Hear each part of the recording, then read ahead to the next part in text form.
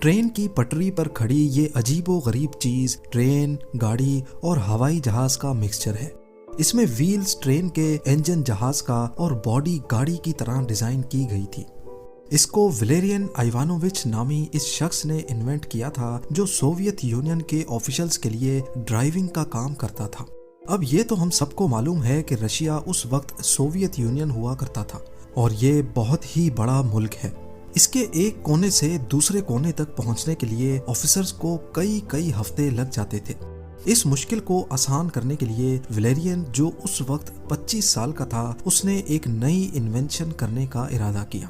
उसने ये गाड़ी नुमा जहाज डिजाइन किया जो चलेगा तो रेल की पटरी पर, लेकिन इसमें एक जहाज का इंजन फिट किया गया था।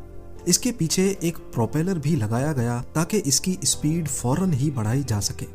140 किलोमीटर पर आवर की स्पीड से ट्रेवल करने वाली इस इन्वेंशन को एरो वैगन का नाम दिया गया। याद रहे कि ये बात 1921 की है और उस दौर में इतनी स्पीड अचीव करना वाकई एक एक्स्ट्रा ऑर्डिनरी बात थी।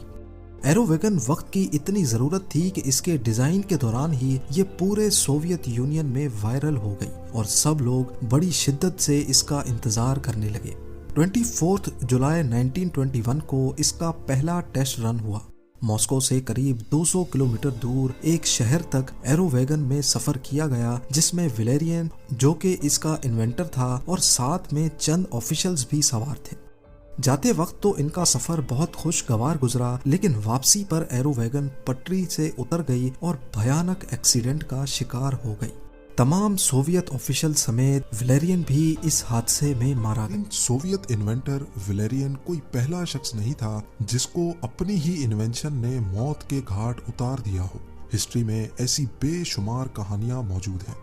आइए ऐसी 4 इन्वेंशंस के बारे में जानते हैं। जब ये अपनी इनिशियल फेज में थी तो इन्होंने अपने ही इन्वेंटर की जान ले ली थी।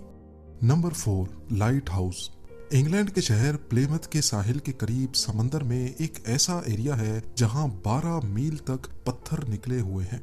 17th सेंचुरी के दौर में हेनरी विंस्टैनली नामी एक इंजीनियर यहां से अपनी 5 शिप्स लेकर जा रहे थे। रात के अंधेरे में उनको ये पत्थर दिखाई नहीं दिए, जिसकी वजह से उनकी 2 शिप्स इन पत्थरों में फंस गईं और टूटकर तबाह हो गई। उनको ये स्पॉट शिपिंग इंडस्ट्री के लिए बहुत खतरनाक लगा। अब क्योंकि वो खुद एक इंजीनियर थे तो उन्होंने इस मसले का सॉल्यूशन निकालना चाहा। हेनरी ने 1696 में एक लाइट हाउस डिजाइन किया जो दूर से ही शिप कैप्टन्स को इन पत्थरों से दूर रखने का इशारा देगा। इनका डिजाइन अप्रूव हो गया और उन्होंने लकड़ी और ग्रेनाइट से लाइट हाउस की कंस्ट्रक्शन स्टार्ट कर दी। ये 115 फीट लंबा लाइट हाउस था जिसकी टॉप पर 60 कैंडल्स लगाकर एक रोशन कमरा बनाया गया। अगले 7 सालों तक ये लाइट हाउस शिप्स को इन पत्थरों से बचाता रहा, लेकिन फिर एक दिन जब हेनरी लाइट हाउस में ही मौजूद था, एक तूफान आ गया। ये ब्रिटिश हिस्ट्री का सबसे बड़ा तूफान था। तेज हवाएं और समुद्री लहरें लाइट हाउस को बहा कर ले गईं। उस दिन के बाद से ना ही वो लाइट हाउस मिला और ना ही हेनरी का कोई अता पता चल सका। Number 3, leaded fuel. ये इतिहास की सबसे खतरनाक इन्वेंशन थी जिसने इन्वेंटर को छोड़कर पूरी दुनिया में 75 लाख लोगों की जान ले ली। थॉमस मिजली ने दुनिया में पहली बार लेडेड फ्यूल इन्वेंट किया था। वो फ्यूल जो आज हम गाड़ियों में इस्तेमाल करते हैं वो अनलेडेड फ्यूल होता है, लेकिन पहले ये लेडेड फ्यूल कहलाया जाता था। इस फ्यूल में लेड केमिकल इस्तेमाल होता था जिसकी इन्वेंशन ऑटोमोबाइल इंडस्ट्री के लिए एक बहुत बड़ा ब्रेक थ्रू थी। इस इन्वेंशन की वजह से थॉमस मिजली को कई अवार्ड्स भी मिले, लेकिन इस फ्यूल ने माहौल में, एटमॉस्फेयर में लेड की क्वांटिटी को बढ़ा दिया जो कि जानलेवा लेड पॉइजनिंग का बाइस बनी। इनकी अपनी फैक्ट्री के कई वर्कर्स की मौत होने लगी, लेकिन इसकी असल वजह लेड पॉइजनिंग थी ये उस वक्त किसी को भी मालूम ना पड़ सकी। कई सालों की जांच के बाद लेडेड फ्यूल को हटाकर अनलेडेड फ्यूल से रिप्लेस तो कर दिया गया, लेकिन तब तक ये दुनिया को बहुत नुकसान पहुंचा चुकी थी। 51 इयर्स की एज में थॉमस मिजली को लेड पॉइजनिंग की वजह से पोलियो हुआ और वो बेड पर आ गए।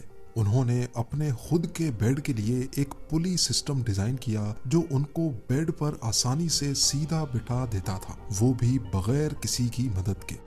एक दिन उनके अपने ही बनाए हुए पुली सिस्टम की वायर्स उनके गले में फंस गईं और दम घुटने की वजह से उनकी मौत हो गई। नंबर 2, फ्लाइंग कार्स बड़े अरसे से साइंस फिक्शनल स्टोरीज का हिस्सा रही हैं, लेकिन अब हकीकत में ऐसी फ्लाइंग कार्स बनाई जा चुकी हैं जिन्होंने इंटरसिटी फ्लाइट टेस्ट भी पास कर लिया है।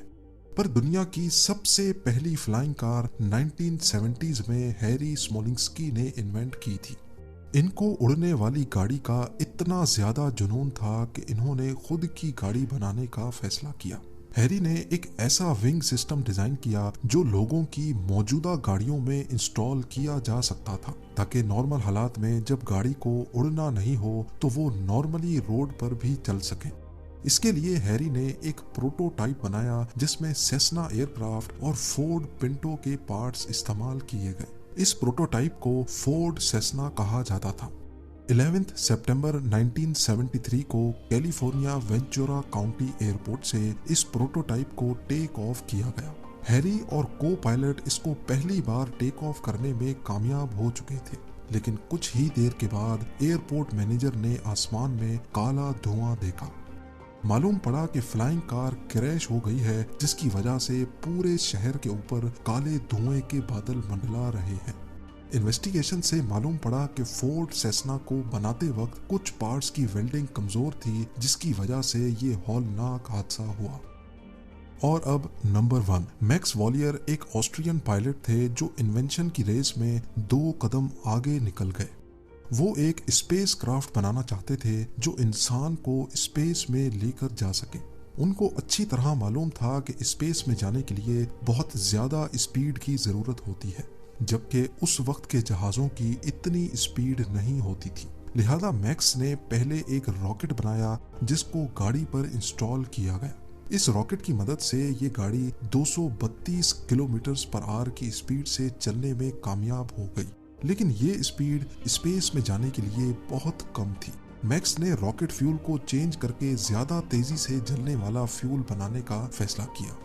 18 मई 1930 को वो इस नए फ्यूल को बनाने का एक्सपेरिमेंट ही कर रहे थे कि कुछ गड़बड़ हुई और एक रॉकेट बुरी तरह से फट गया। स्पेसक्राफ्ट की इन्वेंशन में ये पहला हादसा और पहली मौत थी।